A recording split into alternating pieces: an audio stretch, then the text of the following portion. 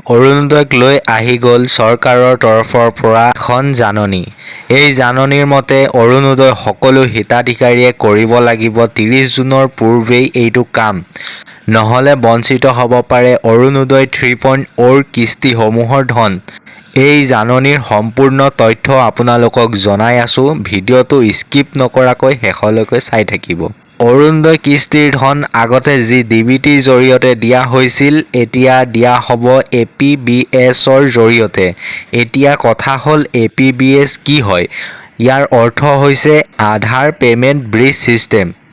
এই পদ্ধতি ব্যৱহাৰ কৰাৰ সিদ্ধান্ত এইবাবেই লোৱা হৈছে যাতে অৰুণোদয় 3.0ৰ ধন যাতে প্ৰকৃত যোগ্য প্ৰাৰ্থীয়েহে পায়, কোনো কাৰণতে যাতে কিস্তিৰ ধন অযোগ্যজনৰ একাউণ্টত নোসোমায়।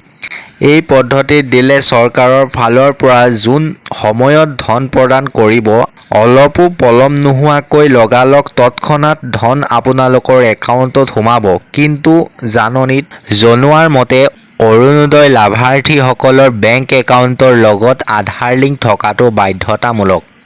এই জাননীত জনোৱাৰ মতে অৰুণোদয় লাভাৰ্থীসকলৰ বেংক একাউণ্টৰ লগত আধাৰ লিংক থকাটো বাধ্যতামূলক।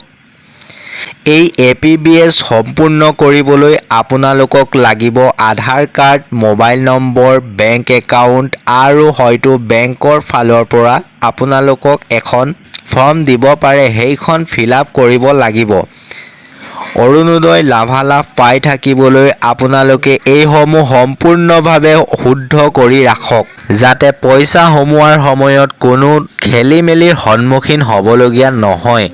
আৰু কিবা সহায়ৰ বাবে BDO কাৰ্যালয় অথবা পৌৰসভাৰ কাৰ্যালয়লৈও গৈ সহায় ল'ব পাৰে। এনেকুৱা ধৰণৰ গুৰুত্বপূৰ্ণ খবৰসমূহ পাই থাকিবলৈ আমাৰ অনলাইন আছাম চেনেলটো ছাবস্ক্ৰাইব কৰি থ'বলৈ নাপাহৰিব। ধন্যবাদ।